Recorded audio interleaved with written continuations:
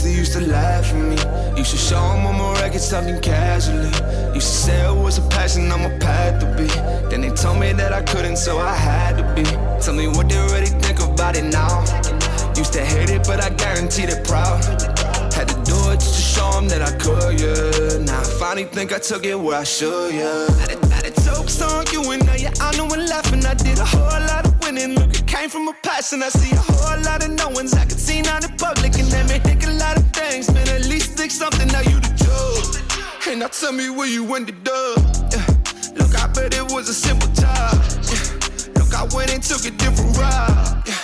Look, that's why my life is different now. Back in my feelings, look, when I wasn't so gifted and I was learning to do this, and all I heard were the critics, and now I'm playing for that shit. Look, I was way out the basis, but I just needed some talent so I could wait this to greatness. Oh yeah, you ain't never think this, no, no, no. Stop me while I started, homie, whoa, whoa. Now this shit settled, just go better and better. I'll always remember, yeah, yeah. Welcome back to That1 Podcast. Your boy C-Rock here. Phoenix, Arizona, the new home to Dylan Gemelli. What's up, Dylan? What's up, brother, man? Great to be here with you. Finally, so huh? glad to meet you in person. Well, yeah. finally that we got together to do a podcast, but also finally that your house is done here in Arizona. I know you were waiting for a while for that, right? Yeah, I mean, we started last summer building it, and finally got in about 3 weeks ago. Yeah. So it's a lot of moving parts, a lot of settling in, a lot of sleepless nights. Is it the first house you built?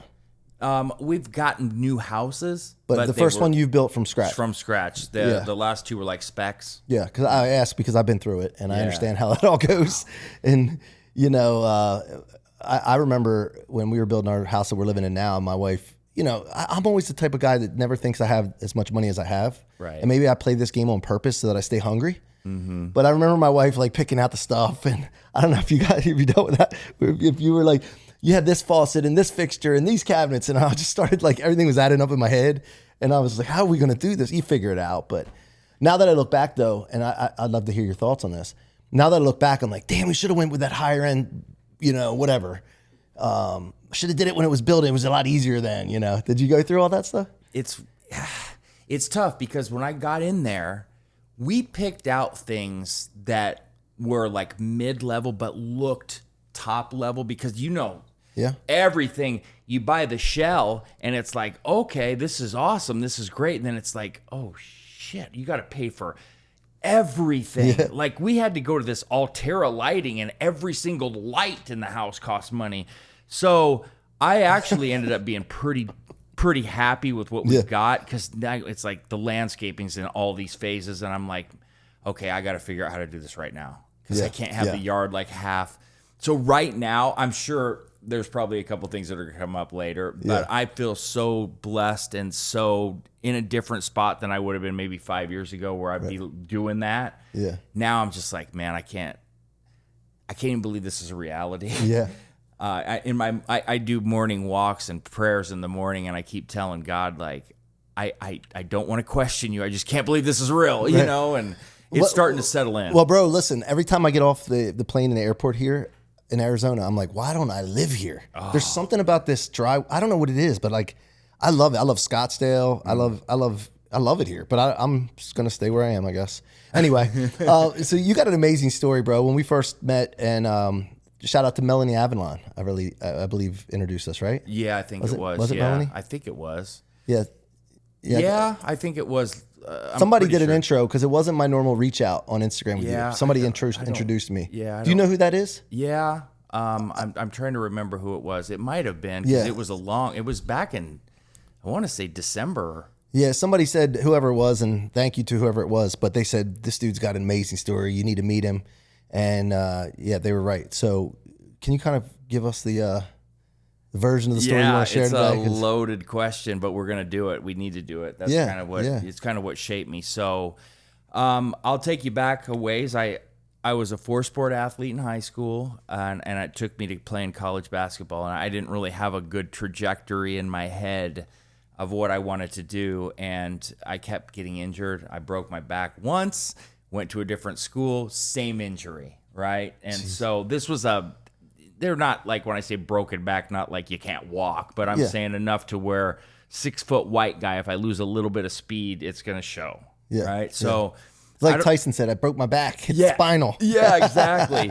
So then it becomes, well, what am I doing here? I don't know. And my mom kept wanting to push me into doing modeling. And to be honest with you, I felt like it was way too feminine for me. Yeah. But then I convinced myself, man, it's going to be money and women and all of this. And I was like, let's do it. Did you feel good about yourself though? Or did you have like thinking about modeling, like, did you think you were good looking enough to do it? Or did you feel, you know what I mean? Yeah, I felt like, yes, I was, but maybe in a not so great a way either. Yeah. And I wasn't sure. Yeah. I always did quite well, but I wasn't sure. And What do you mean you did quite well? Quite well with women and dating and everything. Yeah. But I wasn't confident enough in my body, maybe because I was partying so much. And so I took it to a different level then. And we went hardcore, but I was partying, doing drugs, doing cocaine, not sleeping. And I really was bombing the training that I was going through. Right. So what happened was I went to one of those model seeking events. They pick damn near everybody when you go to those things. And then you got to start paying all this money to take the classes and then go on the trip they take you on. So the goal here was get you ready for this thing called IMTA in New York. And that's where they'll show you, they found Ashton Kutcher and Katie Holmes and all these big names they throw in front of you to get you pumped up for all of this. Anyway, you would train once a month, Saturday and Sunday mornings. Dude, I was showing up like 3 and 4 hours late, and they were just, Anyway, we got to New York City, and I remember that first day going in there, dude, there's like 50,000 people in this auditorium, and I'm going, dude, what am I doing here? Yeah. What is this? Yeah. I took it as serious as you could possibly take it. I was up at 5:30 every morning. Long story short, I got in my bracket of men, over 20, I got 4th place out of, I believe it was 15,000 men. Phew. Signed a contract, went right to Italy. Okay. And that's the mecca of modeling. What kind of contract? It was with Future Model Management, which was a modeling agency there. So they have you're working with them for a year, and they're putting you on bookings and castings all day. So it wasn't a dollar amount at the time. It No. was just a contract they would represent you. Representation. Okay. And then yes. they took how much roughly? I believe it was 15%. Okay. Yeah. 15 or 20. Okay. And I saved those contracts just so I had them. Anyway, so I went directly there. Then you find out it's not so as glamorous as you think, because I'm with the best looking guys in the world. 200 of the best looking men that you're on every audition you go to, you see all these different agencies, and it's hard, man. And unless you have a major campaign with, like, at that time, Armani had a big one out there, Calvin Klein had big ones. But I'd walk into some of those places and Dolce & Gabbana only wanted guys with shaved heads that had a 28-inch waist. And you're just like, Right. okay. They try to send you to the right ones. Anyway, not as glamorous as you think. I was spending more money than I was making. Still partying? Oh, so here's the routine. You get up, you go get on the subway, take it to the agency, and you get your castings for the day. Walk around, take the bus lines all day long, go home, change, go to the gym, work out, go party. All right, that's it. Yeah. That's the thing. The only difference on the weekends is there's no agency you have to go to. And it just runs you dry, man.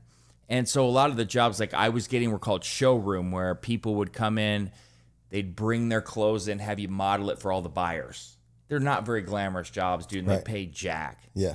Anyway, after my, I believe I was there 5-6 months, I came back. I started getting some acting opportunities because I just couldn't stay there anymore. I couldn't afford it. And I started getting big time opportunities. I auditioned for Days of Our Lives, constant things. But Were you in LA at that time? No, I was living in Iowa, but then I was working in Chicago, and then I was in Baltimore doing The Wire. Oh yeah. Yeah. I live in Maryland, Ocean City. Yeah. So So The Wire was all about Bodymore. They call it Bodymore Murderland. Yes. And I'm telling you, when we were just talking about that in the car about Baltimore, and I was telling her, I don't, there's parts of it, that Inner Harbor and everything. Yeah, but it's not. It's rough. It's a rough town. Yeah. It really is. I started selling cocaine. I couldn't manage, dude. And In Baltimore? No, Or in Iowa. In Iowa. And I couldn't manage anymore, and I had been dabbling around with it before, and it just got out of control. But I was making so much money, I could then keep up. Well, okay. So how did you get into dealing cocaine? How does that start? It starts by partying and then Yeah. getting to know certain people, then understanding, seeing how much money can be made, seeing that they're selling it all the time, talking those late nights when you're partying and talking. And then, but I actually had the capacity to remember these conversations and then go after them later. And I had it set up beautifully. Pretty boy, taking things out into the college towns, nowhere around me. But you know what, man? You start doing that partying, you're going to get caught a different way. Yeah. And I got things started happening, and police getting called. I got seen outside talking to somebody that was being followed outside of my apartment, just random. Anyway, I got caught, of course, because everybody does. And I drained my parents' bank accounts. They got me the best attorney and got me a suspended sentence. So I had a 15-year prison sentence suspended, meaning that if you violate probation, they can give you the whole sentence. Yeah. Well, being the asshole that I was at the time, I violated 3 times. First time I got 2 weeks in jail. Second time I got 120 days in jail and 2 more years probation. And the third time they said, you just don't get it. Here's your 15 years. Goodbye. So I was 28, 15 years. Goodbye. Holy cow. Mm-hmm. And how much did you serve of that? 2. The laws in Iowa are pretty different. So right when you go in, they cut your time in half, and it's like this good time thing. And I had a mandatory minimum sentence, which was a third, and then they cut that in half. So I was able to see the parole board after 18 months. Jeez. And I had already had 150 or 60 days served that counted on top of that prior. And the counselors loved me in there. I was up at 4 a.m. working out 3 and 4 hours a day, doing everything I was supposed to do, trying to make everything right with God and do everything right. And they let me out. First rip. So did you have a moment where you were just like, this isn't me, man? And were you disappointed in yourself and have a come to Jesus moment? The conversation was, I can remember it. I can recite it. I know where I was, what I was doing. I was talking to my mom. I was in there, and I tell this to everybody because I'll never forget it. And I was doing this, woe is me. They're just strip search me, and Everybody else's fault. Yeah. Oh, yeah. It's just horrible. I can't handle this. I can't do this, and this. And she said, are you that selfish that you are only thinking about you and not the people that are worried about you and the people that invested so much time and effort in you, and all you care about is yourself? You don't think about anybody or anything. And I just sat there, dude. And then she said, were me and your dad really that bad of parents? And I got silent, and I started crying, like kind of silently, because I didn't want anybody to see me. And from that moment on, I was like, okay, you cannot be Dylan first anymore. Something's got to give. Yeah. And I've always been Catholic, going to church. I got a far deeper relationship with God. And I started doing more study there and focusing every day on what was I going to do to fix this when I get out. So I had to start from scratch at 30 years old in my mom's basement. I'm only 43, so it hasn't been that long that I was starting from ground zero with nothing. Yeah. So and what do you think the cause or the core of you chasing that? Was it you were chasing something, obviously, right? Yeah. Validation, I was identity. chasing, like what do you think the core of it all was? You know, when I look back on it now, it's called it's an idolatry. It's a slavery to sin. And the idolatry is worried about what everybody else thought of me and worried about my image and what everybody would give me in terms of title or, oh, you got this or that. But you learn real quick that is the most pointless and empty and irrational way of behavior that could ever be. And until you become a God first person, it's hard to understand. Yeah, it is. You know? Yeah, I've been there. Yeah. I've been there. I thought, I think when you have a relationship with Christ, it's a journey. Mm-hmm. And when you first accept Jesus into your life, attacks start to come. And it really tests you. It's like, really, are you really doing this? Yeah. Do you really, really feel good about it? Do you really believe? And your faith gets tested. And while I was doing that when I was younger, I thought I'm a Christian. You know, I didn't really realize what it was all about. And it really became about, as I hit 40 and started to understand, is relationship, you know, and focus, and what you focus on becomes your religion. Yep. Right? Whatever your focus is on a daily basis. And so when I hit 40, I started having real relationship and praying a lot and having conversation and communicating a lot with Jesus and God, and it changed everything, man. So yeah, I can see what you're talking about for sure. And then, you know, the other thing is chase versus attract. right? I learned this from a mentor of mine. Grant Cardone told me one time, he's like, dude, you're in chase mode and 99% of people are in chase mode. You need to create an attraction model. And what do you want to, you got to get clear on what do you want to attract? Right. Right? Because if you want to attract those things, you can be in attraction mode there too, right? So it's about attracting the right things. But I started thinking about, how can I just be more like Jesus? And if you be more like Jesus, attacks will still come, but you're fortified, but you're going to be attracting the right things, the right people, the right opportunities. And it changes everything. And it's the greatest way to live, man. It's just like when you wake up in the morning, it's just better. So then you're cleaning yourself up while you're in there, working out, getting disciplined, I would say, right? Yeah. And then you come out, and what did you do first when you got out? Because you're starting over. So my parents had moved to Maui from Iowa. And so my parole was granted to go to Maui. So I get out. My mom had flown in to pick me up. I had 3 days to get to Maui. And so what she did was take me back to my uncle's house. We emptied out my storage and shipped it back to Maui. And I was on a flight 2 days later with 5 years parole and sent to Maui. I did 1 year and they let me go. Perfect. When I tell you perfect behavior, dude, so it was a struggle because I had 2 felonies. So when you fill out a job application, it'll say, have you ever been convicted of a felony? You don't have to answer that in Maui, but after they hire you, they do a background check. Right. I can't tell you how many jobs I got. Then they'd send me this big packet in the mail of all the things that I had on my record. And I ended up getting a job selling terribly shitty cell phones in Maui, like this island local company. I couldn't get hired anywhere. Everybody hired me, and then they do the background check, and they didn't do any. So I was making $5,000 and $6,000 a month, bringing home selling terribly horrible, cheap flip cell phones that weren't didn't even have Androids yet at the time. And that's when I met my wife out there. And that was kind of another turning point for me because she was the polar opposite of everything I ever was. Yeah. Had never really smoked or drank, done anything, had the right kind of straightforward mentality that I needed. And I would say these prayers in the morning and I'd say, God, I'm not in any rush. Just whenever the timing's right, let me know, for something like that. And I knew when I was on parole, it's like, I can't give anybody anything. Right. What can I do? I can't do anything.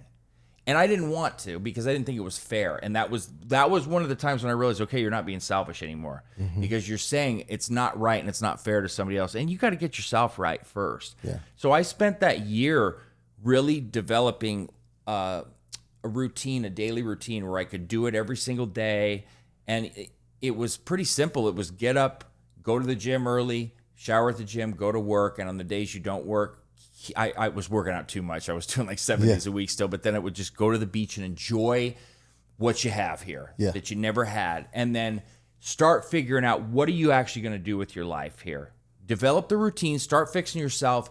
Don't fall into that where you're just like, okay, I'm going to live on the beach every day. That's not reality. You're not going to go anywhere. Figure out what you're going to do from there. And then that's when I figured out after a couple months, okay, I started studying nutrition, bodybuilding, and fitness. I saw these ads for testosterone boosters and all of this, and I just became enthralled. And I had originally wanted to be a personal trainer, but I switched to business because I learned that you could get certifications and you don't need to have your major be solely in exercise science because you're kind of handcuffing yourself. With business, you can use it for anything. Yeah. So that's why I switched it. Well, what happened was I got onto these bodybuilding forums and I started working for supplements for free at night. And within like 2 months, one of the owners of this company came to me and he said, I've never seen anything like you that does this like you do. Doing what? What were you doing for? I was posting things, learning things, posting every day of my routines and answering all these people's questions and like 7 days a week, hardcore, working for this company, promoting them and making the sale because I can sell. Yeah. Right. And they said, we want to make you into this YouTube personality. We want you to do videos. We're going to help get you out there. You're going to be this big name nobody's talking about. Steroids, peptides, SARMs, stuff I'd never even heard of. And I'm going, man, I just got out of prison. I am not doing this. I can't. You want me to just get in trouble again? Anyway, that I've learned through law, talking about it, it's fine. I'm not selling anything. So within a year, I had, I'd say about a year and a half, I had several 100,000 subscribers on YouTube because I was talking about things nobody would talk about and pushing the envelope. Before you know it, it was like 500,000 on 2 channels. Like, so I had 2 going, and I got shut down in like 2018. You could imagine what that was like. I had to start from scratch again. But I want to point something out here. So there's something about, you know, there's a lot of people out there that'll say, that's not my job. And they go to a company to work, and they'll just do what they're paid for, and maybe not even that much, right? And if you do that, you're always going to work for the man, quote unquote, right? But if you do work more than you're paid for, or for free, as you mentioned, you'll eventually run the place, they say, right? But it could be your own place. It could be the company. I did this in the mortgage business. I was a loan officer. And then I noticed other loan officers were afraid to confront their customers and their borrowers. And I would get on the phone for them. I was like, just give me, and I wasn't even a manager, but like, I just wanted to solve the problem and handle it. Yeah. And I started doing more than I was paid for. And that got noticed. And eventually I had my own thing. Because the other managers, I was blowing them out. They wouldn't even hop on the phone. And so, you know, you do more than you're paid for, and you'll end up running the place. And so doing it for free, that opened up opportunities. Because if you said, no, I'm not doing that unless you pay me X or whatever, they're not going to come to you. No, you know, you have to do that. You have to make sacrifices. You have to eat dirt for a while and prove yourself. And if you think you're above that or better than that, you're just not gonna. You're not gonna make it. Yeah. You'll stay working for the man. No, you're exactly right. And this is what I always say. What you're saying. Every single time that I hit a quota at sales or hit something, that's when I turn on the jets. Yeah. That's when you make the money, and that's when you impress. A lot of people get complacent and they go, "Oh, whew, okay, I made it." Dude, I'd hit multipliers at 15 days in, and that's when I went mega. Yeah. That's where you get paid. Most people are living just to get by. No, like I just they see the thing on the horizon for them. The target is just get by, and they just come up short. Yep. But so you have to raise it, way higher, and then understand that when you get momentum, you got to ride momentum. Yes. You lean into it. So 2018 was it? You said you started over again. Had to start over again. Restarted everything after a couple months of like. So I got attacked by several people that I was kind of getting into their pockets because of promotions I was doing. And I got into some verbals I shouldn't have that were immature and stupid and arguments. And they were trying to take my channel down. And they had somebody inside YouTube that wouldn't hear my appeals. That Anyway, I'm not going to do all that because it happened, and it was a good thing. Well, I got shut down again after I rebuilt to like 100,000. And around the COVID time, and I wasn't talking about anything COVID related, but they were just looking for anything and everything, and they did a sweep of like people talking about steroids and SARMs and peptides and all of that. So I fell into that. So then it was like, okay, I'm going to start building my Instagram. I'll do some videos still on the side, but let's start working on social media. And then I put all the time into Instagram, and that went, and then my YouTube's picking up, great.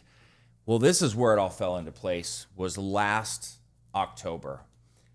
That's the first time I got the opportunity to speak at the Mr. Olympia, and I was put on as a quote-unquote influencer. I hate that, but that's fine. That's where I was categorized as, with doctors, the best around the world. And I got up there, and I held my own. I did tremendous, and I made such good friends with these people and big names that are well-known, and especially bodybuilding. And I have all this momentum, and I come home, and I got COVID, and I'm like, why is this happening? Like, I wanted to come home and get going.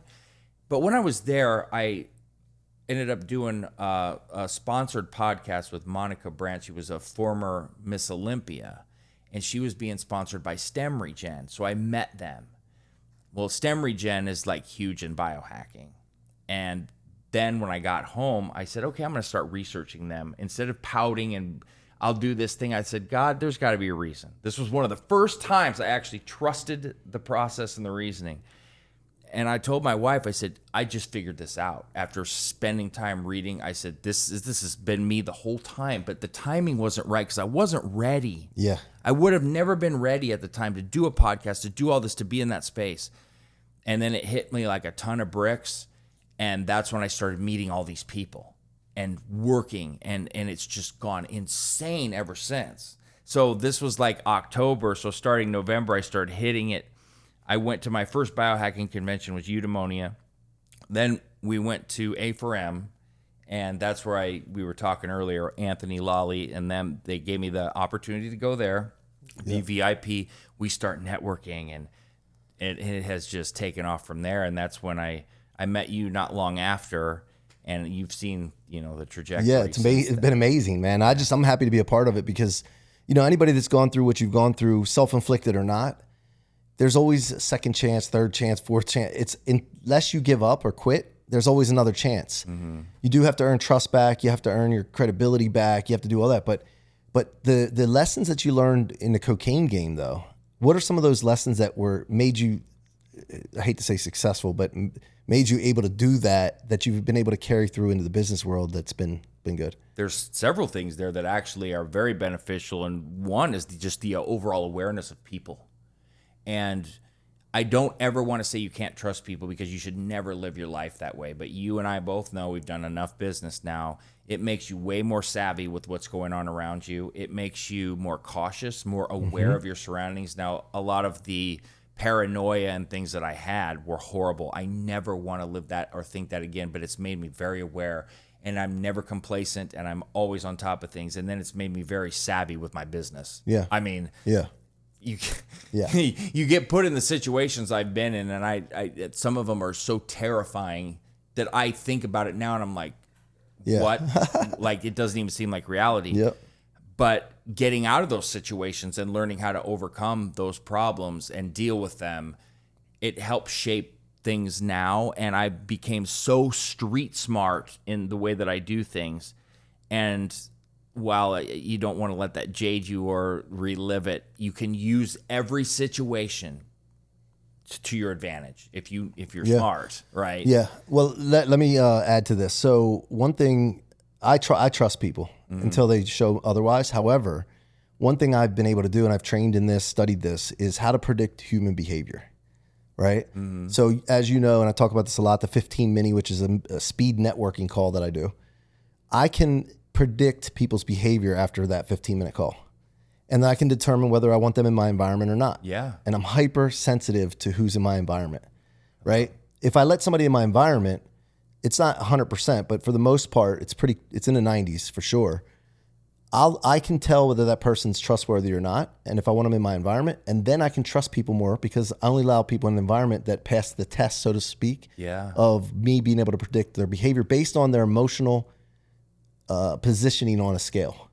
So in other words, people in emotional, if you think of emotional like scale, the top is exhilaration, excitement, and then it goes from happiness, then all the way down to anger, boredom, antagonistic, all the way down to just apathy right before death, where they just don't care about anything, right? Right. If you're right in the middle of that scale and below, it's destructive. And everybody's going to be in there acutely. They'll be angry sometimes. They'll be sad sometimes acutely. But chronically, where somebody falls on that will determine what kind of behavior they'll have, constructive or destructive. Yeah. So I only hang out with people that are chronically above the top of that scale. Mm-hmm. And then I know that they're constructive people. And their behavior will be constructive, and then I can allow them into, as you know, I keep we have a WhatsApp group for That1, and the only people I put in there are people that I can predict that their behavior will be constructive. Mm-hmm. And if I see one sign of it, I can exit the people quickly, right? Which I have a couple, but at the end of the day, constructive behavior is the key. And if you surround yourself with people that are high on the tone scale, you won't have any problems. You know what? And you tell me how you've noticed this, but I just know the closer I've gotten with God, it exudes out of you, and then it draws those people to you somehow, some way. I don't even have an answer for how. It just does. Yeah, we don't need to. No, you know? No, I don't even question it. It never ceases to amaze me how many people I meet or come into my life, and I am as open, and I want to give as much thanks as I can, no matter what I'm on, no matter what I'm doing. And if you don't like it, just don't have me on. Gratitude. Yes. Yeah. Well, here's the thing. So I pray this every day. Lord, give me the thoughts to have, the words to speak, the actions to take, and the people to surround myself with to serve the mission you have for me and to glorify you. Yes. And so intention is important. Intention sets, clarity and intention sets your attention, gives your attention direction. And your attention, what you pay attention to, will create your universe you live in. Mm-hmm. So if I'm asking and I'm hyper intentional that I want those things, thoughts, words, actions, and the environment around me to serve the mission that he has for me and to glorify him, then I trust that when people are coming into my environment, and it's I don't need to know why or how it happens. I just follow the process, and yeah, I've experienced it. Yeah, 100%. That's amazing. Yeah. So all right. So then you, where did we leave off? You were working with this one company. You said, I have it. I figured this out. You start going to events to talk about relationships. People have everything we need, and relationships are really what opens up doors for you. Yeah. So talk about relationships and what that's meant for you. You know, I am one of those people, I'd go do everything myself. I'm probably too self-sufficient. That's a conversation I've had with my wife where I'm trying to involve her now more and because I try to do too much. But I'll tell you where it's good is because I don't need to ever rely on anybody, and I go find those relationships and I build them. Mm-hmm. And I approach people. I don't take no for an answer. I have zero fear. I'm a human. You're a human. The next person is a human. I'm no better than you. You're no better than me. You're good at something. I'm good at something. The next person's good at something. I have zero fear, and I will go of like competition. In other words, competition, approaching people, asking people to come on my show, even when it's small or they don't. Yep. All you got to do is talk to me, and you'll know right away, right? And it's either going to fit or it doesn't. I feel like one of the things I'm very good at is communication. And letting you know exactly who I am and building a good relationship with people is something I take very serious, and I'm very proud of my ability to get along with so many people. Yeah. Even people that may think the total polar opposite of me, and some people may think, why would you talk to them? Well, because there's some cool things there too. Yeah. And I kind of pride myself on how I treat others and how I get along with them, and I build rock solid relationships, dude. I really do, and I take it so serious. And you know, I feel like I'm a guy that I'm very easy to get along with, very cool. Like I'm very calculated in what I do. I'm very structured, but I'm like, I always tell people, I'm the coolest motherfucker you're ever gonna meet. Yeah. Let's just communicate with me, and we'll figure it out. Yeah. You know, laid back with it. Yeah. Yeah, and that's what I always try to be. I'm very serious in what I do, and I take everything very serious. But you know, getting along with and that you shouldn't be a difficult person in life. Yeah. I don't think. I think you should have your ways about doing things that are your comfort level, but you should be able to be, you know, ready to conform to the situation. One of the things like with sales is, man, I could tell within 5 seconds what kind of person I'm dealing with and how I need to approach it. Yeah. Some people you can joke with right off the bat. Some people maybe a little stoic. Maybe you don't want to go that route. You know? Yeah. So I pride myself on that ability. Let's talk about peptides then, because that's something that you studied for a while and talk a lot about, right? Mm-hmm. So who were some of the top peptide experts that you followed at first and then looked up to? You know what's crazy? None. I taught myself because nobody talked about it or knew about it. When I found peptides, it was 2011, and it was so underground that you could only get 7 to 8 different options. Yeah. There's thousands now. Yeah. And I taught myself. It was really back then, it was more SARMs that I got infatuated with because it was more, they were more capable at the time. And what just for the audience, what are SARMs? Selective androgen receptor modulators. And they were created actually for osteoporosis patients and people suffering from muscle wastage diseases like HIV, like cancer. These were going to help you to not waste muscle away, but those diseases will eat your muscle alive, and sarcopenia will kill you. Yeah. I mean, if you start... Is tesamorelin SARM? That's a peptide. Oh, that's a peptide, One of my favorites. Okay. Yeah. Literally, actually is my favorite. What is an example of a SARM? Is enclomiphene S4. S4, okay. RAD140, S23, okay. Osterin, MK2866. Okay.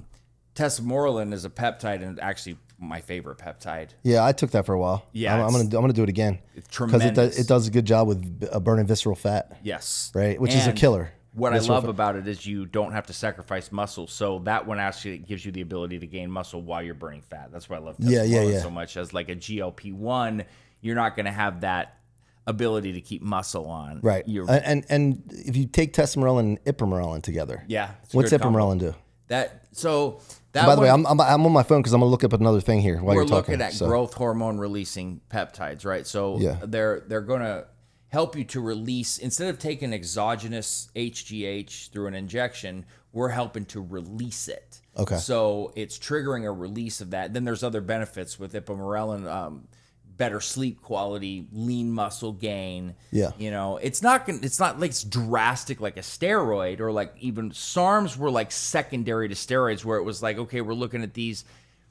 They're not as harsh as steroids, but you can still get some pretty damn good. Like D-Ball's a steroid. D-Ball's a steroid, Okay. yes. Like androstenedione is what's androstenedione? Andro's weaker steroid, yeah. Okay, but so then these are Winstrol, D-Ball, testosterone. right. Winstrol's the other one I was thinking Yeah. of, and then the SARMs are right below those. Yeah, SARMs are going to be a level below, and then peptides are the safest, and there's so many peptides that do different things. What about there's one SS31. What is that? Like you're talking like MOTSC and SS31. MOTC, okay, I'm taking MOTC. those just now. Yeah, Over the so last week I started those. We're looking more at mitochondrial benefits, which is right up my alley. Are they considered peptides or no? Yes. Okay. They are. Okay. Now, Timeline's like my biggest partner, and that's all about mitophagy, stimulating, our mitochondria function and rebuilding that. And so MOTC and SS31 are going to have that ability to help with that. So that we're looking more at like your longer term health, your cellular health, which is all diseases basically start in your cells or in your gut. So my big thing is let's focus on fixing your cellular health and your gut health. So those are great options for you to be going with. And we just talked to Dr. Paul, talked about hydrogen water. Yeah. And he told us on the show that hydrogen water will actually increase your body's ability to produce peptides. Really? Yeah. So a lot of the peptides you won't need as much of with hydrogen water. Right. And I've seen it. I've experienced it, and I've gone off the hydrogen water for reasons that I ran out, or the bottles that I used stopped working because it wasn't an Echo water flask. And so I only use Echo water flasks now, by the way. Shout out to Dr. Paul. But yeah, he said like they release and I've seen it. I got cut from hydrogen water. Mm-hmm. Have you ever messed with hydrogen water, drank hydrogen water? I've studied hydrogen water and I've never actually used it. And it's something I've been meaning to do. It's like I have a million things going on, but it's definitely something that I want to do. Yeah. And God works in mysterious ways, because Dr. Paul happened to be here when you showed up today. Yes. And so now we're going to get you on some hydrogen water, and so you can start talking about it as well and experiencing I'm it. down to try it for sure. So, okay. So, what do you do now? Like you got the podcast. What's it called? Dylan Gemelli Podcast. Dylan Gemelli Podcast. Yeah, there you go. Keep it simple. Dylan Gemelli Podcast. It went up the charts really quick. It's getting attention now. You're having some great guests on. You're going on a lot of shows as well. Yeah. So what is your goal now? What is your vision on a daily basis? What are you excited about right now? Man, there's several things I'm really excited about. I'm very, very, and I told you this before, selective about my partners, but the partners that I have, man, I am trying to take them to the moon because I believe in what they do. I'm in the beginning of August, I'm part owner in we'll call it a vitality clinic, because we're not looking at it like a TRT clinic only. We actually care about what people are doing and trying to advise them on the right and wrong ways to do things. That's something of interest of me, but I want my podcast to be the best, and it's not because I want fame, it's not because I want glory, it's not because I want anybody to say, "Oh, you're so great." It's because I have discerned from God what I'm supposed to do, and I've been given a platform to use.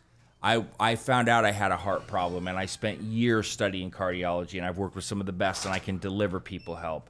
I am supposed to be giving people the message of what I've gone through so that they have hope. And I need to share what I've done and how God's led me so that I can try to help people see, hey, I had all this money. I have a beautiful wife. I have a beautiful family. I have all this. And why the hell am I going to bed feeling so terrible every night and like I have nothing? And what's missing? Yeah. Because I wasn't God first. Yeah. And once you're God first, listen, it's not that God doesn't want you to have nice things or a nice life. He doesn't want you to live for it. Yep. He wants everybody to have nice things. Yeah. That's not it. Yeah. I have nice things now, but I don't look at it to where I'm worshiping that and I have to have it. And now I wake up happy every day and I feel complete because I start in my day with him and I give him his grace. And I want to be able to help people fix their health, take the knowledge and all this stuff that I've learned, all these people I've met, bring people together. All of this stuff that you see, all this division, all of these things that drives me crazy because it's so unnecessary and we've been put against each other. Why? Yeah. Why? And when did this happen? I remember saying, I don't want to curse. I'll just say, what the F just happened here? Yeah. And it's like, it was manufactured for whatever reason. I'm not going to get into all that. I just know it's not reality. And so bringing people back together, whether it's through teaching them about health, whether it's about bodybuilding, fitness, nutrition, bringing God into their life, whatever. As long as I'm taking your mind off that and then giving you my side of my story. Yeah. To give you some hope and let you realize, like, man, stuff's gonna happen every day. Mm-hmm. Every day you can look at something and go, man, that was like not great, but there was like 20 great things that happened from it or after it. Yeah, 100%. So, and don't ever stop talking about God in your relationship, no matter what anybody says. No. I was on stage speaking, and I was talking about giving my testimony while I was talking about podcasting and how to, create influence and relationship and network through podcasting. But I can't not talk about my relationship because it's everything to me. Yes. So afterwards, some lady came up to me and she said, how do you speak about God on stage? Like, you're not worried about what people think? I said, I am not here to please people. No. My job is not to please people. That's my job is to share this message, and I'm not going to stop doing it. And if I go to a place and they say, oh, you can't talk about that, that's not the place for me. Right. So don't ever stop, man. I love it. No, I never will. Where can people go deeper with you, Dylan? So if you go to the Dylan Gemelli podcast on Apple, there's a great place to listen to me. But if you want to, I try to answer all my messages as I can. I don't have people doing it for me. Instagram is the best place to do it. People like to go to Facebook and do all that. And then I check those too. Yeah. Understand on Instagram, they'll go into that message request thing, and I only check it a couple times a week. Yeah. But those are the best places. I don't Facebook message. Don't ever Facebook message me. My wife does. She'll send me stuff, and I'll see it like 3 months later. And I'm like, I can't stand Facebook. I know. Instagram, it's the best place, and it's Dylan Gemelli on Instagram. Everything I have is just at Dylan Gemelli. I try to keep it consistent everywhere, man. Go check them out, guys. One thing before we go, I want to talk about the guesting of podcasts. What has guesting on podcasts done for you? Like, what have you experienced being a guest on podcasts consistently? It's done a couple things for me. One is I feel like it's given people a chance to know who I am. And that's been important to me because I feel like for so many years, it's when you're just doing YouTube videos and content, and even when you're podcasting, but more so on the YouTube videos, I felt like I was almost playing a character or a role, or you were seeing one side of me and never getting to know who I was. Yeah. And I felt like when I have the opportunity to talk like this, that people can see who the guy is that's doing this, or that has posted these pictures or done these things, made these reels or whatever. But you get a real chance to see who the person is doing the interviews, doing the content. Who are they? Right. Like, are they what you think, or maybe not? Yep. A lot of times you'll see these people and they'll be online or on TV or whatever, and then you'll always hear, damn, they're not like that. Right. Even like President Never meet your heroes, they say. Yeah, and President Trump's another one where you see so many people go, he's not like what you see. Right. Front and the back. That's just a bigger name that people, but I've seen it with all kinds of, like, because I'm a big sports guy, so sports talk show hosts that people like Skip Bayless or, there people will be like, dude, he's really cool behind. I just want people to see who I am. Yeah. Aside from what you think you may see. And I try to post, like, I do a lot of family pictures like you do, so you can see who I am and what I care about, me and my cat. And it's generally me and my wife, me and my cat, or some things in the gym. Yeah. My favorite things in the world, or some scriptures. Yeah. Yeah. Because that's what I love. Yeah. Love it, man. All right. Well, I appreciate you being here, sharing your story vulnerably. It's always important to me. Authenticity is important to me. And, look, when you messed up when you're a different person back in the day when you're younger, it's, I don't share all the stuff that I've done. And I do most of it, but it's just, I really appreciate that, man. Yeah. So thank you very much. And thank you for being a friend of ours at That1. It means the world to me. And 100%. It's always good to be surrounded by people like you, man. So thank you. I appreciate everything, endlessly. You've been a huge blessing from day one since I met you, man. And thank you. I can't thank you enough. I appreciate that. It's my pleasure. All right, folks, that's it for this episode of That1. Here in Phoenix, it's your boy C-Rock signing off for now. Make sure you hit the subscribe or follow button. I don't know what podcast platform you're on right now, but they're all different. Hit that button so you can keep hearing from our amazing guests as we tour the country with That1 Podcast Tour. It's your boy C-Rock signing off. Until next time, be That1.